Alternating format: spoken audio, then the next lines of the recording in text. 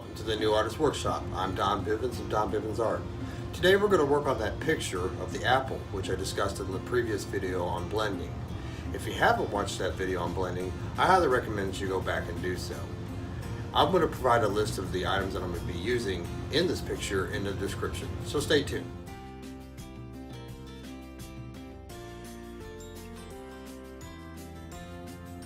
I begin by applying a white pastel, just the general's pastel color or chalk, to start creating some of the shape of the apple. I'm using the reference photo to do so, but of course I always have a tendency to deviate from the photo itself and bring my own interpretation into it. Now I apply black pastel in the background.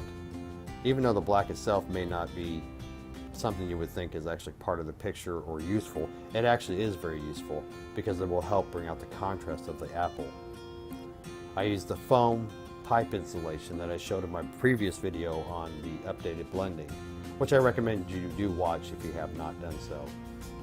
And I rub that black into the surface. I even bring it in towards the lower right hand area of the apple, because this is where I will be having some of the shadows at.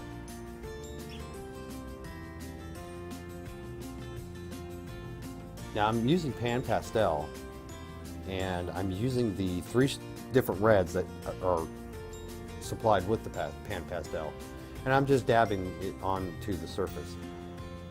Right now there's not a lot of form, not a lot of shape, it's just bringing that color in. That's the sole purpose right at this point.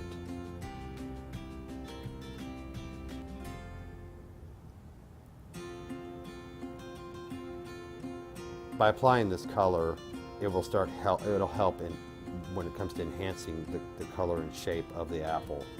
And right now I use the pan pastel and the round tip applicator as the basis for the undertone of the apple. Working with Sennelier card, you cannot get it wet, so applying alcohol and pastel is not an option.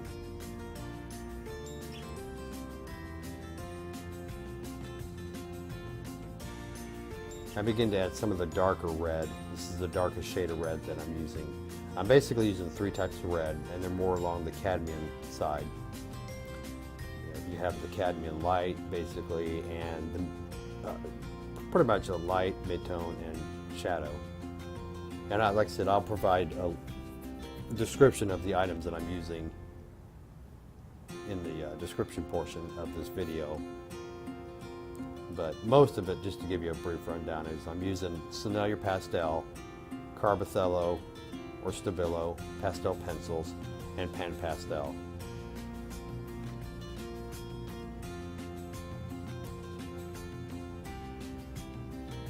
Now I start bringing in some of the color with the actual Sennelier pastel. I'm still not worried about the shape or the perfect sharpness of it, which I actually was not worried about at all. These smaller pictures are exercises for me. I use them as an exercise that allows me to focus in on just one object and not be overwhelmed by a variety of things that are going on in a picture, such as the landscape. It helps hone in on your blending techniques, your recognizing color and shape, and choosing a surface and a strategy. These little smaller pictures where you're working on just maybe one object, such as an apple or a vase, helps you hone in on those techniques that you've learned before. Pretty much nothing more than exercise for the artist.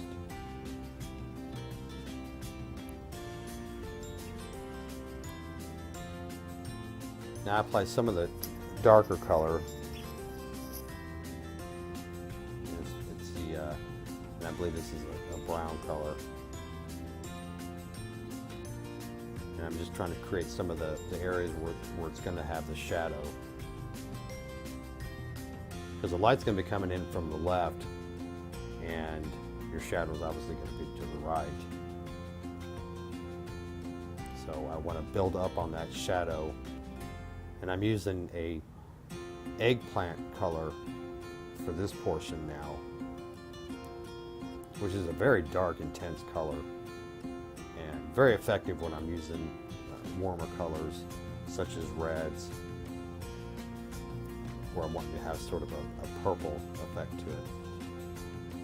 I keep applying layers to my apple. I'm applying more red to it. This is the lighter red.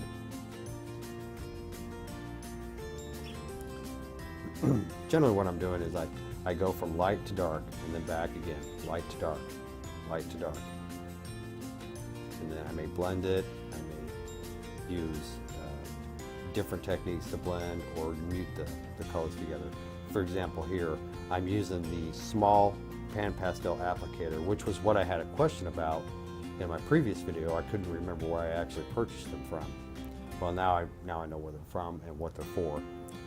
So these are very effective tools. They're small. They're great for small areas where you're trying to just define shape. Not necessarily for detail, but they can be used for some detail, I suppose. I'm just kind of putting the colors together, not necessarily blending them, but just kind of defining some shape towards the apple on the right-hand side. And you'll notice that I'm working in vertical motions and also in the contour and shape of the apple. If I was to work in horizontal motions, it would look very strange. Now I'm using the Sennelier brush to kind of mute the colors together, not necessarily blend them together, but just mute them together. And this is a very effective way of doing so. And you'll notice that I flip the brush over and the sharpened end, or it's kind of chiseled. So that chiseled end of the brush I'm using now to define more on the shape of the apple. But keeping in mind that I want to stay in the contours of the apple. I don't want to deviate away from that.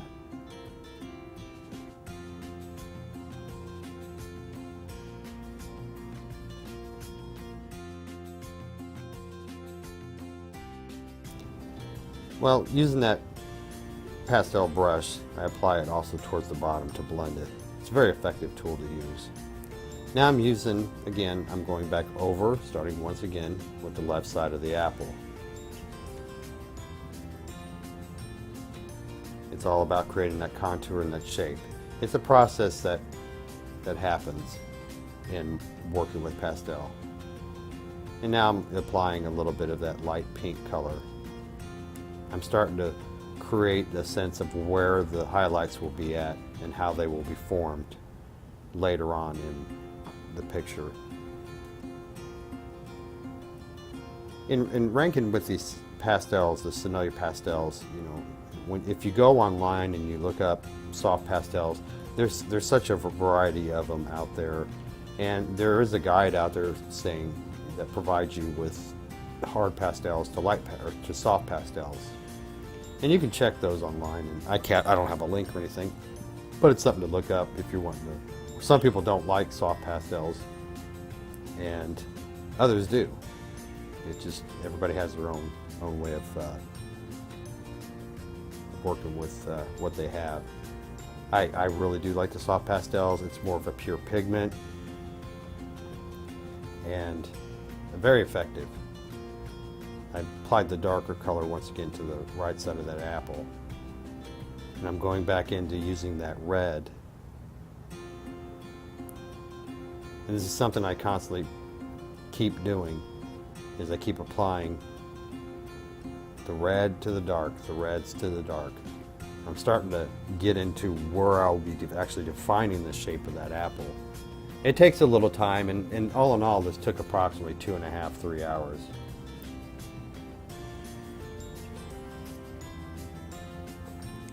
Obviously, for video reasons, I would not want to make you suffer through something like that. Now I'm applying sort of the mid-tone red to it, just in various portions of the apple. I'm still trying to build up on the darker areas of the apple and the lighter areas, and by applying color on top of color on top of color, it helps bring that effect, that almost three-dimensional effect. And that's the goal of using those pastels, or using any other medium that you use. You want to try to create that 3D effect. Unless your artwork is something totally different, where it's not about three-dimensional look. And to each his own. Now I apply this magenta color, Later on, I will use a light blue pastel pencil from Carbothello to kind of give a little bit of highlight on that side. Even though the majority of the highlight is going to be on the left side of the apple, I still want there to be some definition on the right. Because even though when you look at something that is lit, just because the light may come from the left doesn't mean that you still won't have its effect on the right. Here I'm using a simple Q-tip swab. I've got a large pack of them, and I use them, and this is where I am a little bit more aggressive, because I know that I'm not worried about how much damage this Q-tip's going to take, because working with pastels and sanded surfaces, your brushes and pastels and blending tools will get damaged, guaranteed. You will have to replace them. That's why I don't purchase brushes that are very expensive. I use just simple brushes, and I use them all the time in working with pastel. I love the effects of it. And even the softer blending type brushes, I use those very gently. But down the road, you still will just have to bite the bullet and purchase more. But by using this Q-tip, I can bring those colors together and kind of start still working on defining the shape of it. But it starts to come together, and you're starting to see that effect. But you have to be willing to put in the time to do so. Coloring it once is not going to do it. Again, I'm using the pastel brush from Sennelier, and I'm kind of, if you notice, I'm working in that vertical fashion in the contour shape of the apple, and I kind of glance at the reference photo every now and then, but I turn the apple a little bit towards me because I want to focus a little bit more on that core. And if you notice that in the reference photo, the core seems to, if you're looking at it, it seems like you're looking at it straight on. Well, I wanted to turn it a little bit towards me, so we'll have some little bit more focus on the area of the core where the stem is coming out. I'm applying a darker blue or eggplant color to this lower portion of the apple. I'm still working on defining the shape and the shadow and the highlights. All this takes time.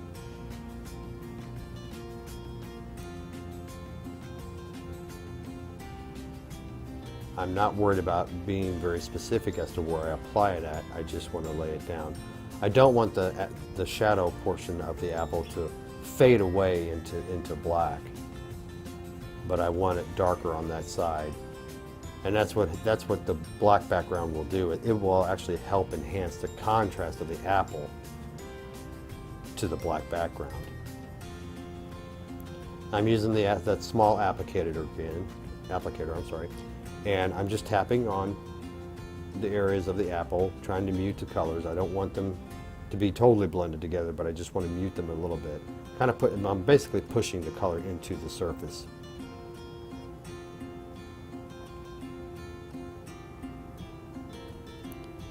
These applicators, they come in various sizes when working with pan pastel. They come in chiseled and round, and I mean just a whole variety of sizes. You can also use regular makeup applicators, which you can get in large quantities for a relatively cheap price, and they're very effective. But I presume, just like with all tools, you'll have to replace them in time. Cleaning the applicators, I use nothing more than dish soap and hot water, and really rinse it out very well, and just let it air dry for about 24 hours before I use them again.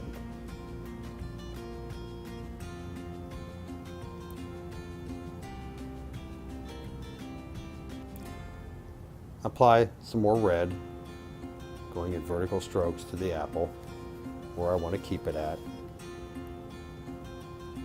I'm kind of lightly bringing it into the darker area as well, and I go back over into where the lightest portion of the apple is going to be.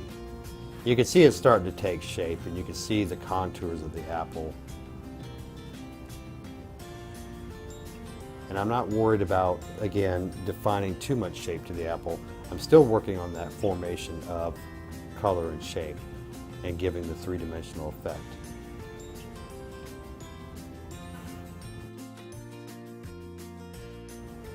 Well, after I've used more red on the apple and muted it with the applicator, I'm now using the kind of a cadmium red or orange color to start bringing out the definition of where the highlight's going to be on the apple.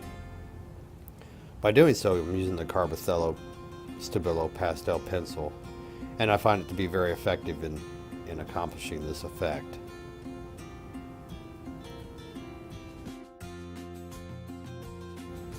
Once again, I'm using now the red color to go back over what I just applied with the orange. This color is basically similar to the actual Sennelier pastel that I used. And I just create, even though I'm working in some horizontal areas, if you look at it, you'll notice that it's not going to take away from the actual effect of the apple.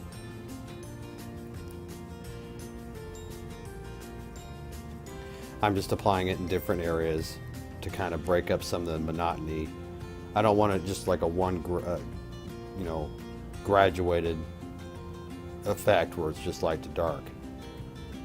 Here again, I'm applying some of the pink or lighter red color, very light shade of pink, to start defining some of that highlight again. I'm starting to focus in now on defining the shape of the apple and starting to work in the areas of highlights and getting it to where it's going to be more defined later on by applying these little smaller techniques. And as you see, I just put the pastel in just various areas of the picture. I'm still not too worried about actual detail or how, if you look at the peel, it's like discolored in one area but not in the other. It's a very effective way of doing it, and once again I use my fingers to kind of blend the color in. I'm not a large proponent on using the finger for blending, but I find it very effective in working with skies and objects that require a little subtler touch than some of the other applications that could be used for blending. Now I'm applying that Sennelier brush again to kind of mute the colors together, to kind of give it a little bit more definition in creating that layer.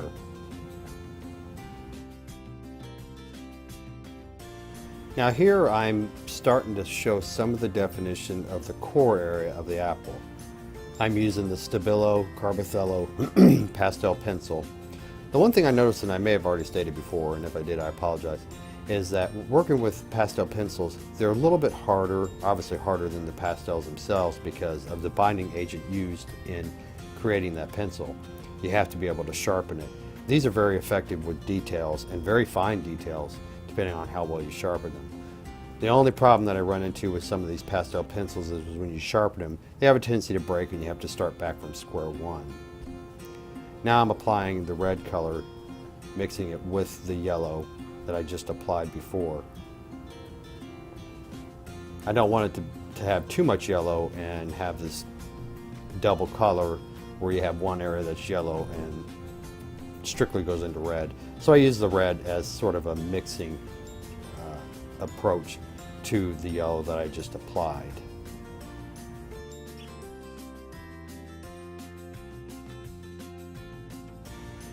Now I'm actually starting to bring out the highlight. I'm starting with the light blue color from the pastel pencil set. And I'm not applying a lot of pressure to this. I'm just simply using the sharpest edge of it and just kind of gently creating that effect of light hitting that portion of the apple.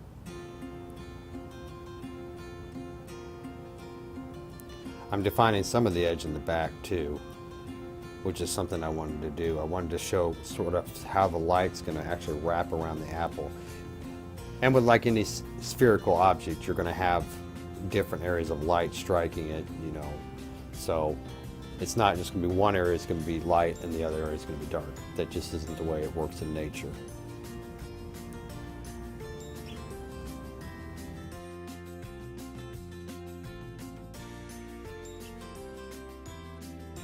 Now here I'm going towards the left side of the apple, doing the same application approach, just lightly taking the pencil and creating that highlighted area. Obviously towards the end of the picture it'll be a lot more highlighted. Now I'm going back to the Sennelier brush and just trying to mute it down a little bit. I don't want too much definition right at this point. I go back around the left side of the apple and back around the right side of the apple and just kind of blend some of the color in and tap the color to kind of mute it. Now you notice I just tapped over the area that was light blue, but that's okay because that's what I want. I don't want to have it over defined right at this point. All that stuff takes time. Now here I'm using the white Sennelier pastel and I'm applying that brightest highlight color.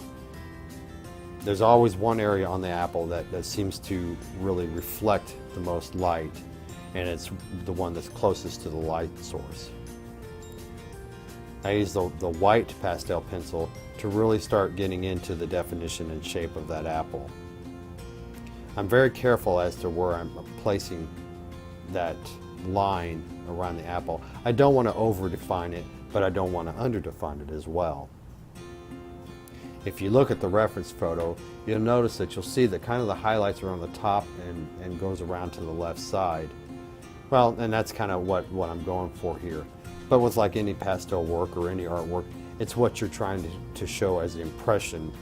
It's all visual because this is nothing but two-dimensional, but you're trying to make it look three-dimensional by your approach and your techniques. That's why I'm a firm believer in working with small objects or just a single object to where I can focus in on and hone in on those techniques that I've used over the years. Once again, it's like exercise for the artist. I use it on the right side of the apple as well and just very faintly define it. The highlights seem to be what gives the apple its real definition and shape, and of course the details later on. Now I work around the outside of the highlighted area of that apple. If you look at an apple, it seems to be kind of broken apart around that light source that strikes that portion of the apple.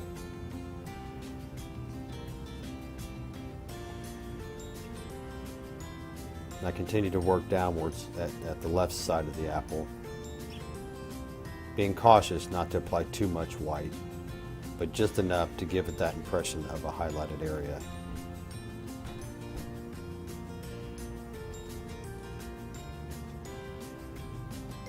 Now here I'm using a blending stump, one of the techniques I showed in the video before on the updated blending.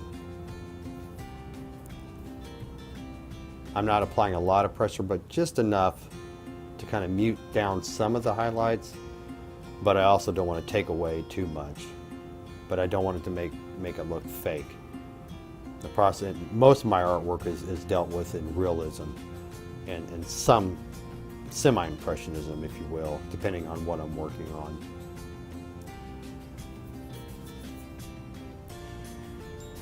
Using this blending stump was very effective, and it helped kind of burnish the color a little bit, but it also helped kind of bring it together. Now using one of the other pastel pencils, and this is more of an ochre color or very light sienna color, I'm starting to bring shape to the actual stem itself. The stem was not the biggest concern when creating this apple. My focus on the apple was exercising my blending techniques and my color and shape and strategy on how I would accomplish the effect. In creating the stem portion of it, I used a variety of techniques in doing so. I used the Sennelier pastel, and I also used the Carbothello pastel pencils.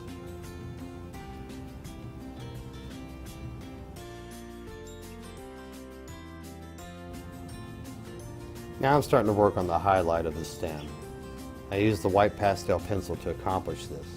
And as I've said before, it's not my main focus on the apple. The apple highlighted area and the dark areas and the imperfections of the apple is what I'm wanting to key in on. but I still want to highlight the stem as much as possible. But like I said, it's not paramount. I use a little bit of green to kind of give it some sense of, if you look at the apple core, there is a little bit of a green color and a green hue to the stem itself. And I also apply it to the portion of the core where I had just applied yellow and a little bit of the red.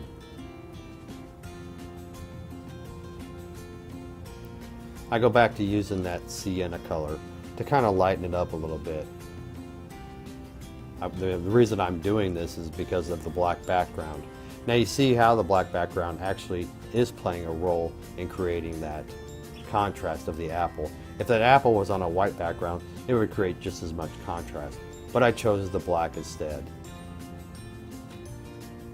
Now using the Pastel pastel, I kind of darken in some of the areas of that stem. I go back over using the yellow in the core and start defining some of the shape. It's something I may have to work on a little bit or sharpen my pastel pencils a little bit to get a little bit better effect than what I really wanted. But like I said, that's part about being an artist and working on art, is if you're not willing to make a mistake, then you're not willing to learn. Because it all boils down to those little exercises that you do on smaller objects, or working on a cloud, or working on foliage, or whatever the case is. Applying a little bit of more highlight to this area of the apple, kind of muting it a little bit. I don't want to overdo it, because if you overdo it, it starts to look fake, and we don't want that. I want the apple to kind of have a sense of realism. But even accomplishing realism, it doesn't mean that you can't have an impressionistic style. You give that impression by using color and light and shade. Now I'm using that sienna color, and I'm starting to create the little dots that you see in the apple. It might be a little harder to see on the video, but in the picture itself, I'm starting to create those little dots that are on the apple. This is where the detail really shows up, and it starts to look a lot more real. They're not white. You know, you see some apples, or you see some drawings. I'm not criticizing anybody's artwork, but they're not white. They're kind of a faint, very light orange color, or even a sienna color, or somewhat of even a yellowish color, and in some cases green. It just depends on the apple you're drawing.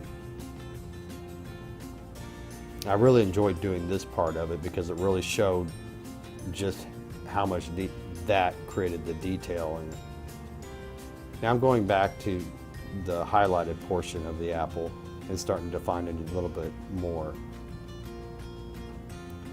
I'm trying to keep the line as sharp as possible. Again, I don't want to over highlight it and have it look like it has an aura around it. That's not the goal of this at all.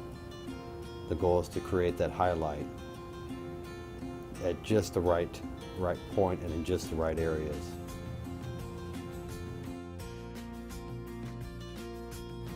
All in all, everything that I used in making this picture is available in the updated blending video that I have provided, and you can go back and take a look at it. And if you haven't, I do recommend that you do so.